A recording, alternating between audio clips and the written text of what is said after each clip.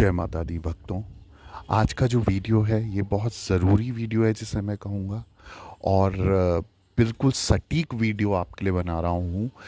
अक्सर मेरे पास सवाल आते हैं, जैसे हमेशा से मेरे पास कुछ ना कुछ मैसेज, कॉल और किसी ना किसी माध्यम से मुझसे सवाल पूछे जाते हैं कि गुरुजी मेरा 10 साल हो गया शादी को, बच्चा नहीं हुआ है। या गुरुजी 14 साल हो गए, 15 साल हो गए, 18 साल हो गए शादी को, बच्चा नहीं हो पा रहा है। हर तरीके के कर्म करके देख लिए, चाहे वो पितृदोष की वजह से हो, चाहे वो कालसर दोष की वजह से हो। हर एक पंडित को दिखा दिया, हर एक भगत को दिखा दिया, हर एक टोटके, हर एक उपाय यूट्यूब से देख के, इंस्टाग्राम से देख के, हर जगह से देख के सारे उपाय कर लिए, पर निस्तारण नहीं मिल पाया, सॉल्यूशन नहीं मिल पाया। अब इसके लिए मैं क्या ऐसा करूं कि हमारा बच्चा हो जाए? क्योंकि आप हम जैसा हम सब जानते हैं कि हम लोग अगर शादी करते हैं या कोई भी लड़का लड़की शादी करते हैं या परिवार किसी की शादी करवाता है, 100 200 300 लोगों को बुला के करवाता है, सबके सामने करवाता है, तो इसका क्या अर्थ है कि शादी कराने तक ही सब चीज़ें रहती हैं या आगे वंश वृद्धि के लिए भी चीज़ें होती हैं? तो जब शादी अगर माँ बाप कराते हैं, परिवार कराता है, इतने लोगों को बुलाते हैं, खिलाते हैं, तो उसका अर्थ है कि आगे वंश वृद्धि के लिए वो चीज़ करनी पड़ती है हमें, है ना?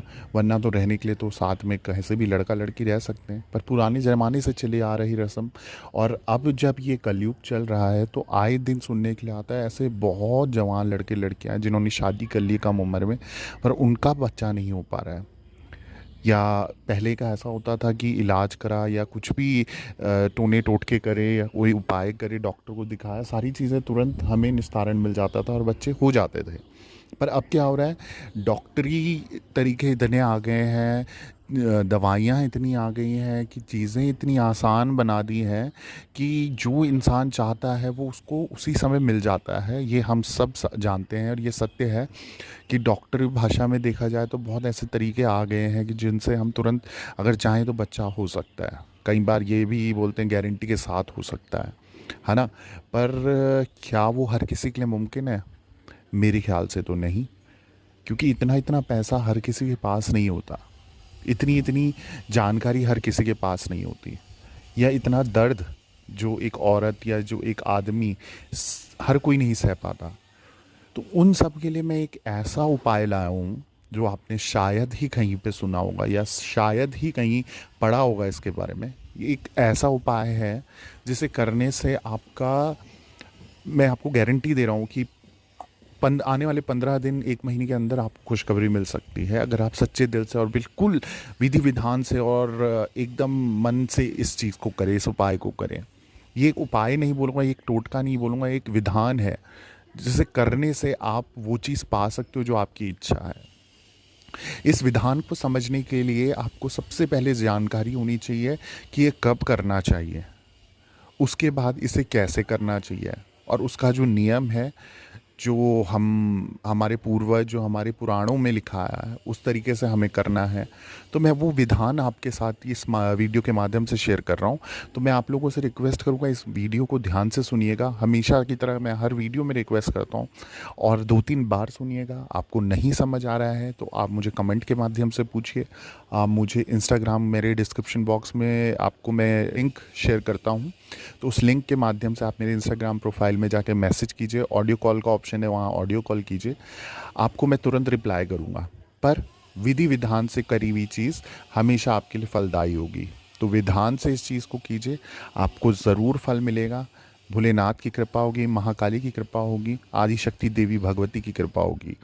तो इस कृपा को पाने के लिए आपको जो मैं उपाय बता रहा हूँ, इस तरीके से आप उसे ध्यान से सुनिएगा। मैं अभी जो आपके साथ ये उपाय, ये विधान शेयर कर रहा हूँ, इसका आपको जो पुराण मिलेगा वो आपको शिव पुराण में आपको ये मिल जाएगा, जहाँ पर इसकी पूरी जानकारी दी गई है। और ये जो उपाय करने का विधान है, जो समय है, वो साल में सिर्फ 2 बार आप कर सकते हो। तो ये 2 बार, एक कर सकते हो आप मार्च के महीने में और एक कर सकते हो आप सितंबर के महीने में। आप किसी भी पंचांग या हिंदू कैलेंडर में देखेंगे तो 2 महीने आपको मिलेंगे साल में, जिसमें मैंने जैसे बताया मार्च और सितंबर। मार्च में हो गया आपका चैत्र मास की नवमी, और सितंबर में हो गया आपका अश्विनी मास की नवमी। तो ये 2 ऐसी तारीख हैं जिसमें आपको ये उपाय करना है और ये विधान करना है, इससे पूजा अनुष्ठान करके करना है।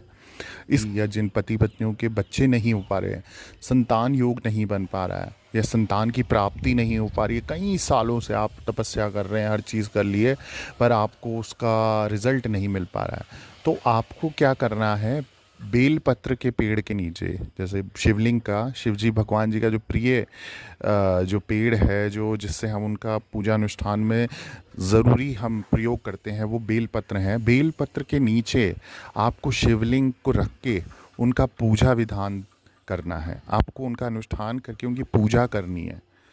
उसके बाद एक सफ़ेद खीर बनानी है आपको। खीर कई बार लोग हल्दी डाल के बनाते हैं, ये सफ़ेद खीर आपकी बनेगी, दूध वाली प्योर खीर, अच्छे से साफ़ सुथरी करके आपने खीर बनानी है। और ब्राह्मण और ब्राह्मणी यानी कि जो पंडित और पंडिताइन होती हैं, जैसे दोनों पति पत्नियों को उसी पेड़ के नीचे जहाँ हमने पूजा विधान सब कुछ करा है, उसी पेड़ के नीचे वो खीर खिलानी है और आपको उनसे खीर प्रसाद स्वरूप मांगनी है और वो खीर उसी पेड़ के नीचे आपको खा देनी है। तो ये जो विधान है, ये विधान मुझे गारंटी है आपने कहीं नहीं सुना होगा, और ये जो पुराणों में हमारे लेखन है, ये पाया गया है। अगर आप इस विधान को करते हैं तो आपको 100% संतान की प्राप्ति हो जाती है। तो मैं आपसे रिक्वेस्ट करूँगा, ब्राह्मण और ब्राह्मणी, पंडित और पंडिताइन जिन्हें हम बोलते हैं, वो हमें ज़रूरी चाहिए। बेलपत्र का पेड़ ज़रूरी चाहिए, शिवलिंग ज़रूरी चाहिए, और सारी की सारी विधि, जो पूजा हवन पाठ, जो भी शिवलिंग के साथ हम जो पूजा हवन करते हैं, जो भी करते हैं, जल अर्पण करते हैं, वो सब उसी पेड़ के नीचे होगा। उनको खीर भी उसी पेड़ के नीचे खिलाई जाएगी और प्रसाद स्वरूप आपको भी उसी पेड़ के नीचे वो खीर ग्रहण करनी है। आप देखिए करके, 15 दिन बाद से ही आपको अपने ऊपर बदलाव दिखेगा, चीज़ों में बदलाव दिखेगा, और भगवान भोले शंकर की कृपा से और माँ भगवती की कृपा से, महाकाली की कृपा से आपकी गोद जल्दी से जल्दी भर जाएगी, आपको संतान की प्राप्ति हो जाएगी। जिसके लिए आपने कितने तप व्रत कर लिए, वो तप व्रत आपका फलदायी हो जाएगा इस विधान से, जब आप ये करेंगे। भक्तों, मैं आपको फिर बता देता हूँ कि शिव महापुराण के जो किताब में ये विधान लिखा गया है और आप इस विधान से चलते हैं तो आपको अवश्य ही संतान की प्राप्ति होती है, यश प्राप्त होता है, कीर्ति प्राप्त होती है, आशीर्वाद मिलता है, और ज़िंदगी में पति पत्नी की हमेशा बनी रहती है, कष्ट रोग दोष दूर होते हैं आपके। और साथ ही साथ अगर किसी को चर्म रोग भी है, स्किन की कोई परेशानी है, या जैसे आपके सफ़ेद दाग हो जाते हैं, या स्किन रिलेटेड कोई भी प्रॉब्लम हो रही है, चर्म रोग हो रहा है, तो आप सेम इसी तरीके से, जैसे मैंने बताया कि बेल पत्र के पेड़ के नीचे बैठ के शिवलिंग का पूजा अर्चना करके पंडित और पंडिताइन को आप खीर खिलाते हैं और शिवजी भगवान को भोग लगाते हैं, और खुद भी भोग स्वरूप उनसे प्रसाद लेके खुद उसी पेड़ के नीचे ग्रहण करते हैं, तो संतान प्राप्ति भी होगी आपको। और अगर किसी को चर्म रोग है तो चर्म रोग के लिए भी ये बहुत ही अच्छा विधान है। तो इस तरीके से आप करोगे तो आपको चर्म रोग से भी जो परेशानी है उससे भी मुक्ति मिलेगी। आप खुद देखेंगे जो सफ़ेद रंग के दाग हैं खुद ही आपकी स्किन के रंग के में आने लग जाएंगे, और अगर संतान प्राप्ति नहीं हो रही है तो संतान की प्राप्ति भी हो जाएगी।